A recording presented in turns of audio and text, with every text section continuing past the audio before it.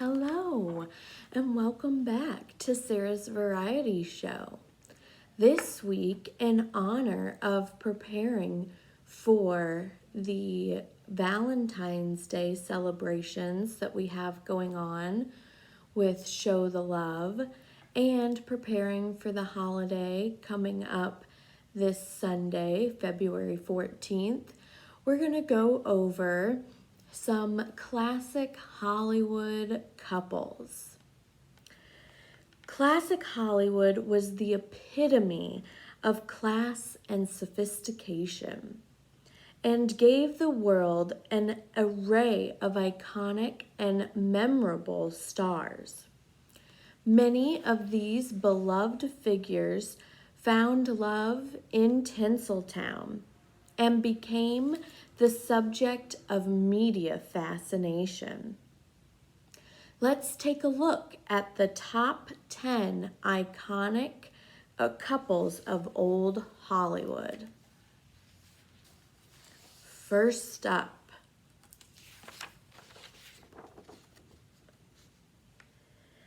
Humphrey Bogart and Lauren Bacall. The iconic Humphrey Bogart met and fell in love with the screen siren Lauren Bacall while filming their 1944 movie To Have and to Have Not. When they met, Bogart was 44 and Bacall just 19. The two developed an emotional bond, and the veteran actor became a mentor to the rising starlet.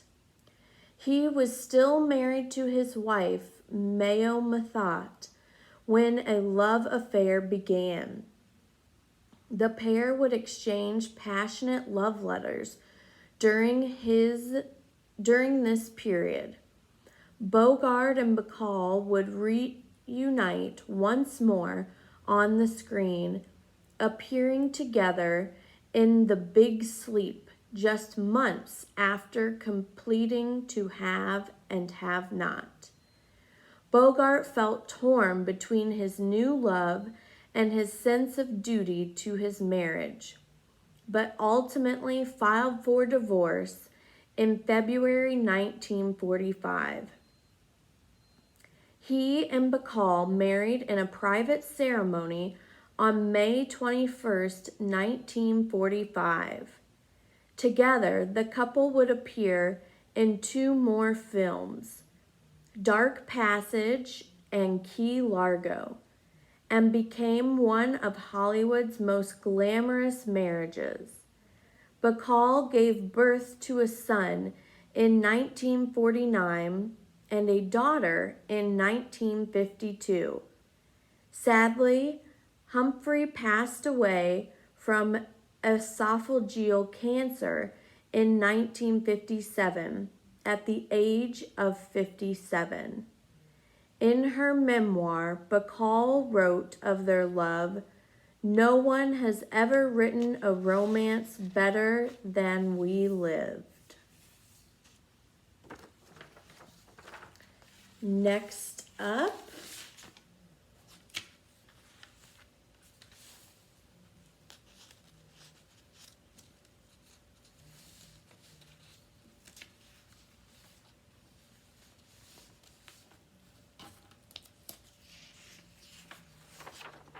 we have Spencer Tracy and Katharine Hepburn.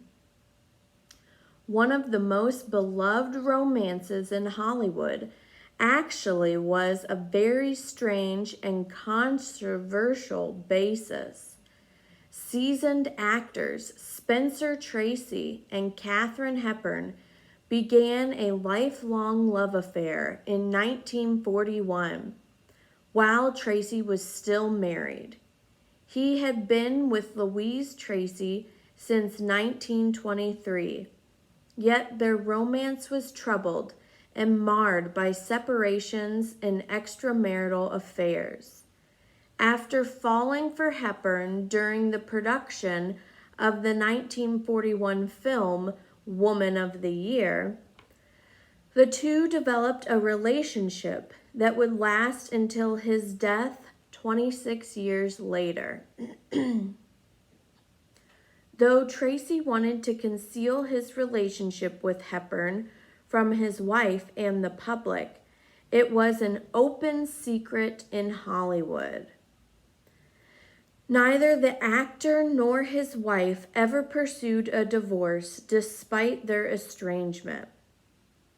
He once told friend Joan Fontaine, "I can get a divorce whenever I want to, but my wife and Kate like things just as they are."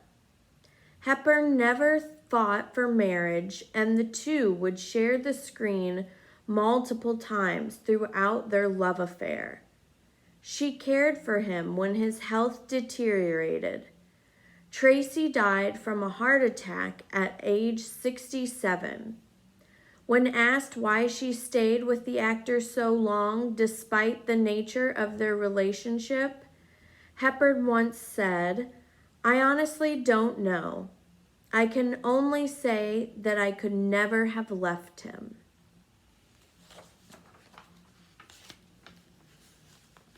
Next up, the famous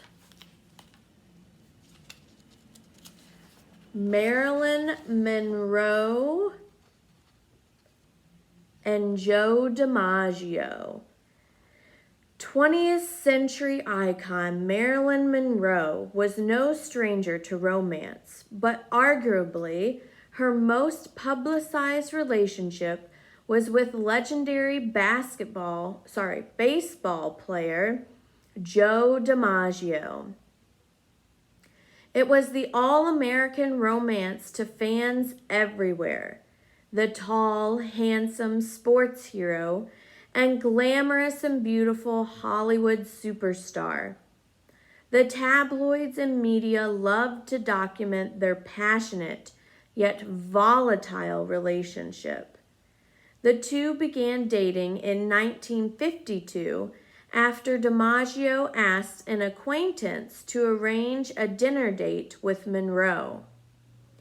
While the pair preferred to keep their romance low profile, the press covered it exhaustively. On January 14, 1954, DiMaggio and Monroe were married at San Francisco City Hall, and they honeymooned in Japan.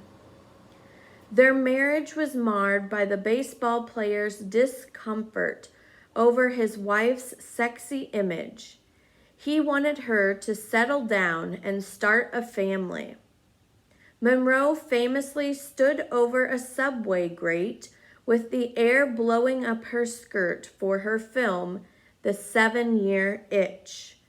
The crowd of onlookers went wild and the press had gathered, but DiMaggio was irate.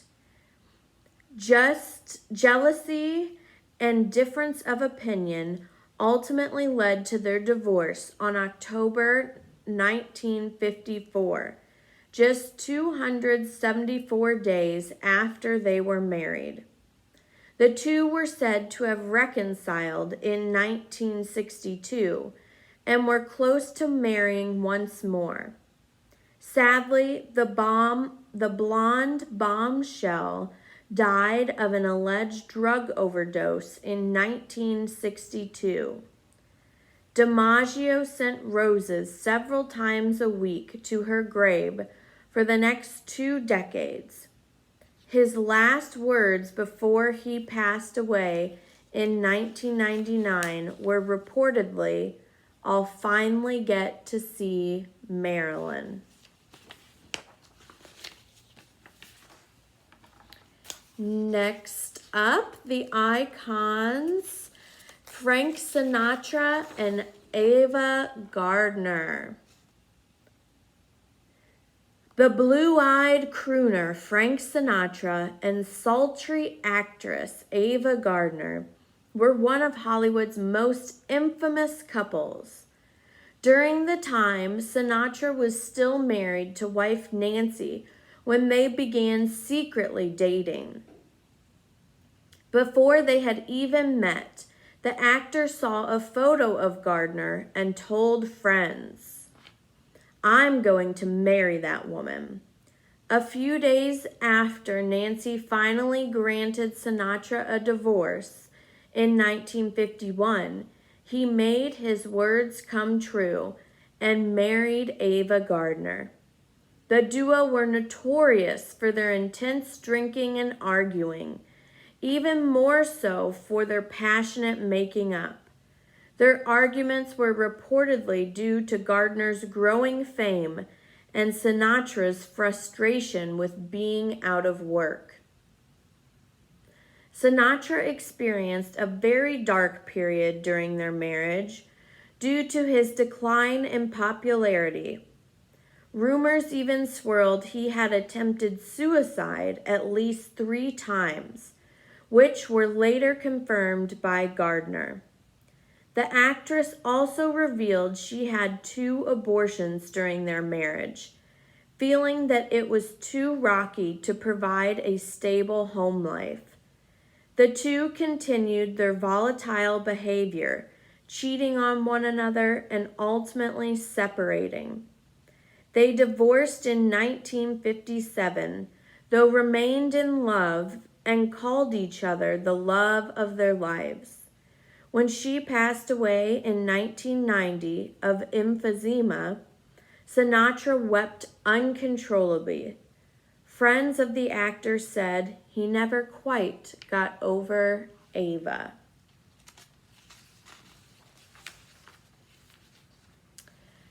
And another classic duo, Lucille Ball and Desi Arnaz.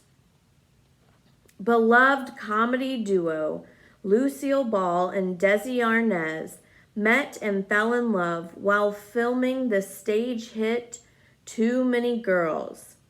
The two connected immediately and eloped the same year in 1940, 6 months after they met. They separated for a period in 1944, allegedly due to Arnaz's drinking problem and infidelity. However, they later reconciled. In 1951, Ball and Arnaz created the famous sitcom I Love Lucy, a series that became one of the most cherished shows in television history. That same year, the comedian gave birth to their first child, Lucy Arnaz, followed by a son, Desi Arnaz Jr., in 1953. The success of I Love Lucy came with a price.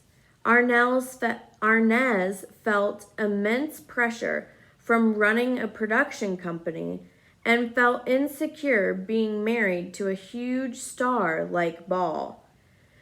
All this pushed him to alcohol, and the actress could no longer tolerate his drinking and infidelity, so she divorced him in 1960. Though the marriage ended, their love did not, and they remained close. Friends said they never got over one another, and Ball's close friend, theater actress Carol Channing, once said, "They spoke so lovingly of each other, you almost forgot they weren't together anymore."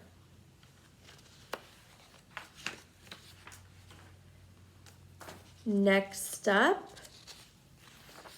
Tony Curtis and Janet Leigh. Once the golden couple of Hollywood, Tony Curtis and Janet Leigh were both successful actors who married in a widely debated ceremony on June 4th, 1951. Prior to the nuptials, studio executives with Universal International attempted to talk Curtis out of the union for 3 days. They claimed that by marrying, he would be poisoning himself at the box office and threatened to banish him. The young and in-love couple didn't care and eloped regardless. Together, they would have 2 daughters, actresses Jamie Lee and Kellyanne Curtis. They were frequently idolized as the it couple in Hollywood, and their marriage was frequently the topic of gossip columns. In 1962, Curtis had divorce papers sent to Lee on the set of her film, The Manchurian Candidate. The actor once said, "For a while, we were Hollywood's golden couple. I was very dedicated and devoted to Janet, and on top of my trade, but in her eyes, that goldenness started to wear off. I realized that whatever I wasn't enough for Janet. That hurt me a lot and broke my heart." Janet Lee would later comment that the divorce was the result of outside problems, which included the death of Curtis's father.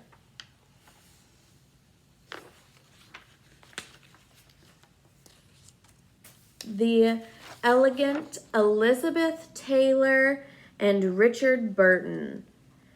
One of the biggest and most talked about love affairs of all time was that of iconic film stars Elizabeth Taylor and Richard Burton.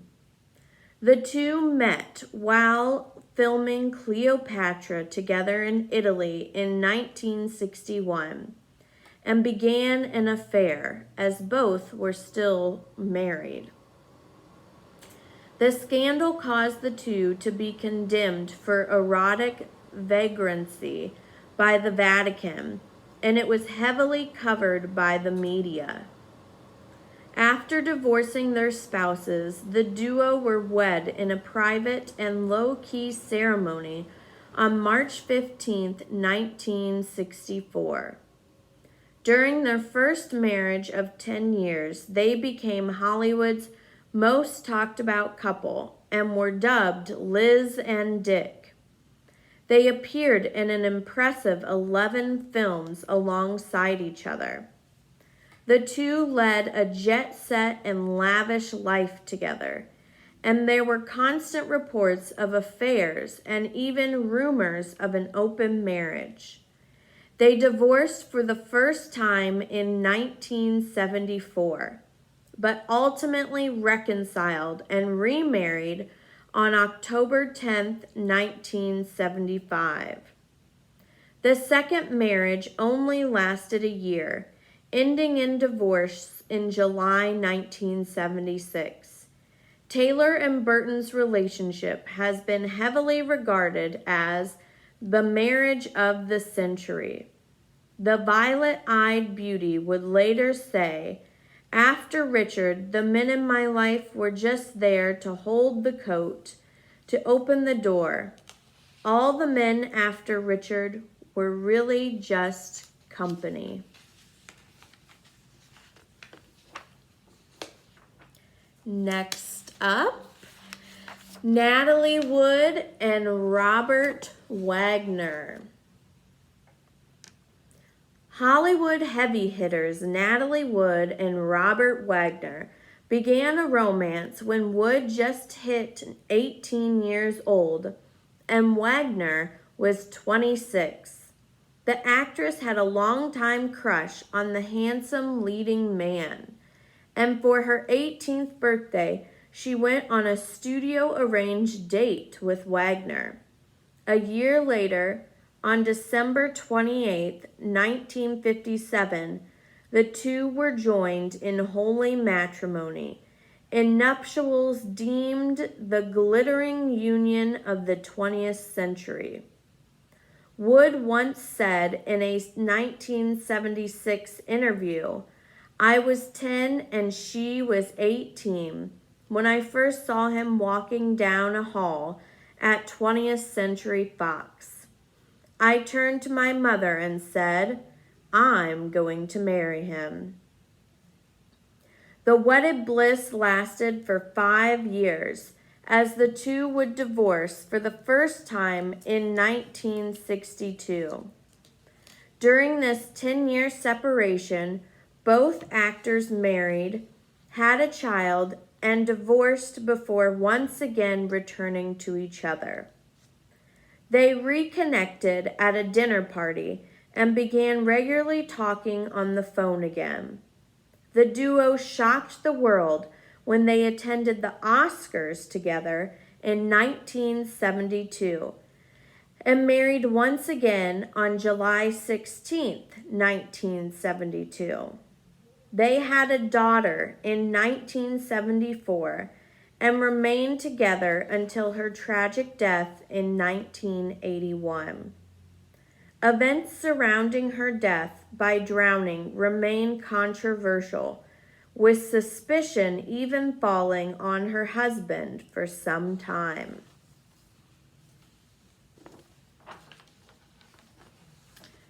Next we have Rita Hayworth and Orson Welles. The sultry and complex Rita Hayworth married fellow actor and radio legend Orson Welles in a very private ceremony before a judge on September 7, 1943. None of her colleagues knew about the nuptials until she announced it the day before. A few hours after they said "I do," they returned to work at the studio. Together, the two would have a daughter born December 17, 1944.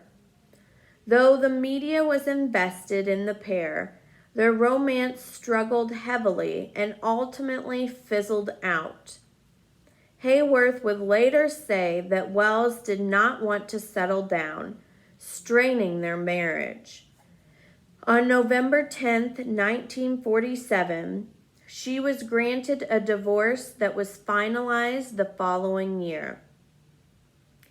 Hayworth once spoke candidly of the union, having expressed, "During the entire period of our marriage, he showed no interest in establishing a home. When I suggested purchasing a home, he told me he didn't want the responsibility. Mr. Welles told me he never should have married in the first place, that it interfered with the freedom in his way of life." Regardless, she called Welles the great love of her life. Welles himself would go on to say she was one of the dearest and sweetest women that ever lived, and we were a long time together. I was lucky enough to have been with her longer than any of the other men in her life.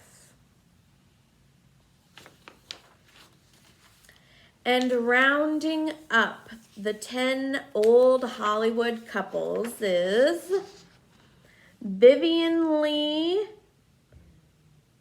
and Sir Laurence Olivier. Legendary actress Vivien Leigh and director film star Sir Laurence Olivier began an affair while starring as lovers in 1937's Fire Over England. At the time, Olivier was married to actress Jill Esmond and Leigh to Herbert Lee Holman. It was also during this period that Leigh read for the role of Scarlett O'Hara in the cinematic classic Gone with the Wind. They began living together despite the fact that their spouses refused to grant either of them a divorce.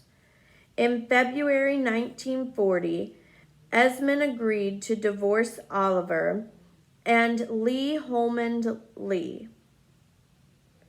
On August 31st, 1940, the two were married in a small private ceremony. Together, they created a stage production of Romeo and Juliet for Broadway and filmed The Hamilton Woman in 1951.